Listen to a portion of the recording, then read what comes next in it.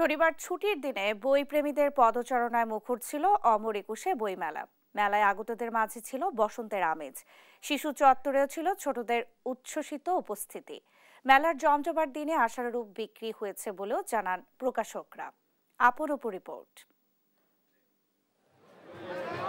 ফাল্গুনের দ্বিতীয় দিনের পড়ন্ত বিকেলে বইমেলায় ছিল উপচে পড়া ভিড়।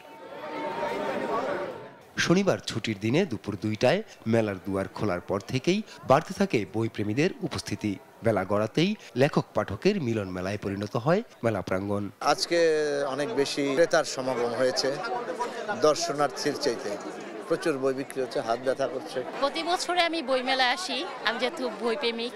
বইমেলা আসলে আমার খুবই ভালো লাগে, মনটা খুবই সংকুচিত হয়। এবার বইমেলাতে আমার প্রথম বই এসেছে, বইটার নাম হচ্ছে শেষ বিকেলের গল্প। ছোটবেলায় খুব ওয়েট করতাম বছরে একটা দিন মেলায় আসবো, তো এখন যেভাবে আসবো এটা কখনো ভাবিনি। আমার দুইটা বই আসছে, একটা হচ্ছে কবিতার বই আর একটা গবেষণাধর্মী বই। এটা আমার 12তম বই। তারা এই কবিতার বইটিকে ভালোভাবে নিয়েছে এবং তারা এটিকে পজিটিভ ভাবেই নিয়েছে। এদিনও মেলায় তরুণ তরুণীদের মাঝে ছিল বসন্তের আমেজ। ক্ষুদে বইপ্রেমীদের উপস্থিতিতে শিশু চত্বর ছিল মুখর। মেলায় অবশ্যই অনেক ভালো লাগছে, প্রতি বছরই আসা হয়। স্টলগুলো অনেক সুন্দর করে সাজানো হয়েছে এন্ড হচ্ছে প্রত্যেক তুলনামূলক ভিড়টা একটু কম। আমার বিভিন্ন ধরনের সায়েন্স ফিকশন এবং বিভিন্ন ধরনের রহস্যজনক এরকম বই পড়তে ভালো লাগে। আমি প্রায় 20-30টার মতো বই পড়েছি, এছাড়া আরো কয়েকটি বেশি পড়েছি।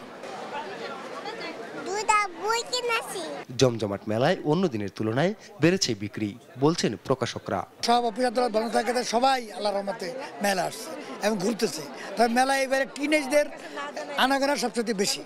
তো টিনেজাররা তো আসলে বই পড়েও না, কিনেও না, কিন্তু তারপরও মোটামুটি ভালোই বিক্রি হচ্ছে এবং আমি আশা করি মেলা শেষ দিক পর্যন্ত আমরা বেশ ভালো বিক্রি করতে পারি। এখন পর্যন্ত মেলায় প্রকাশ হয়েছে 1427টি বই, আর 15তম দিনে নতুন বই এসেছে 175টি।